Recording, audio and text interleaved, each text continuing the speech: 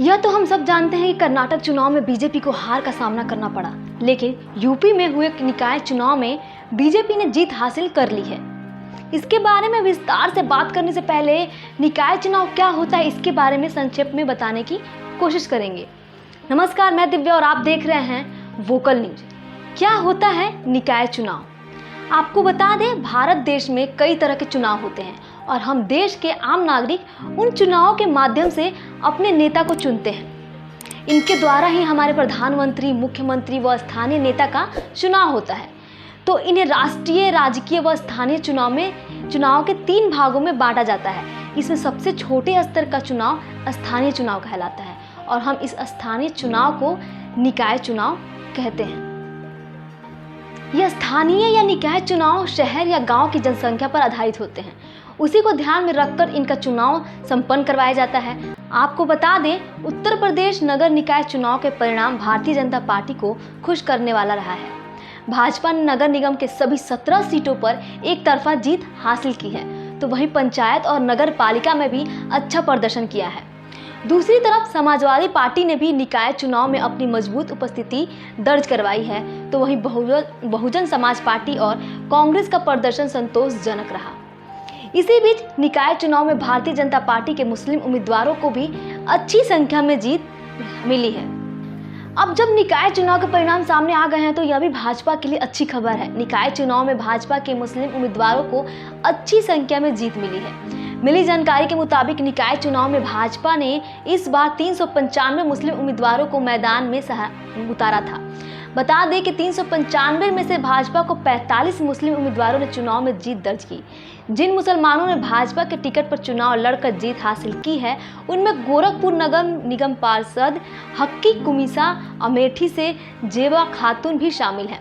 इसी के साथ हरदोई, सहारनपुर, संभाल, बरेली और मुरादाबाद में भी भाजपा के मुस्लिम प्रत्याशियों ने जीत हासिल की है।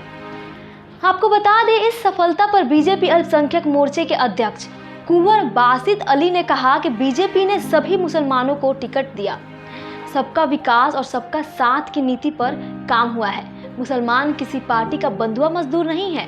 अब मुसलमानों का इस्तेमाल वोट बैंक के लिए नहीं किया जा सकता। आज मुसलमान विकास के साथ है।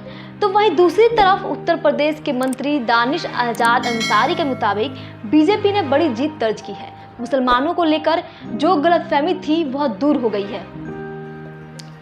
अब बात करें अभिराम दास वार्ड का।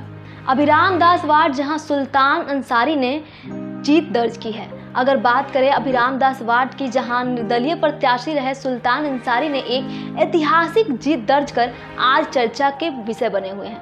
राम मंदिर से मात्र 200 मीटर दूरी पर स्थित अभिराम दास वार्ड है।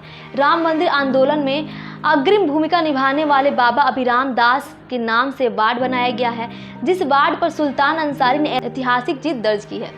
इतना ही नहीं, इस वार्ड में दूसरे नंबर पर भी निर्दलीय प्रत्याशी रहे, वहीं भाजपा का प्रत्याशी तीसरे नंबर पर रहे। इस वार्ड में खास बात यह भी है कि अभिराम दास वार्ड में वोटरों की संख्या लगभग 3844 है, तो मुस्लिम समुदायों के वोटरों की संख्या 440 है। 996 मत प्राप्त कर निर्दलीय प्रत्याशी रहे सुल्तान अंसारी ने अभिराम दास वार्ड से जीते, तो उन्हें साधु संत का भी साथ मिला। साधु संतों ने सुल्तान अंसारी को आशीर्वाद दिया। अब बात करते हैं सपा प्रत्याशी की।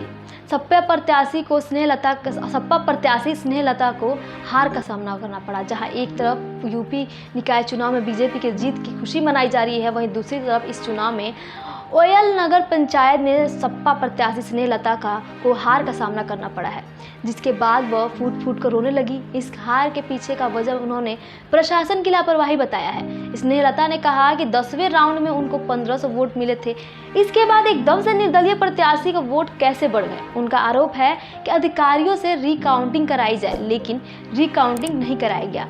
जीत का सर्टिफिकेट निर्दलीय प्रत्याशी प्रतिभा को दे दिया गया, जिससे वह बहुत दुखी हैं। आज की इस वीडियो में यही तक। ऐसी तमाम छोटी बड़ी खबर देखने के लिए बने रहिए वोकल न्यूज़ के साथ। तब तक के लिए धन्यवाद।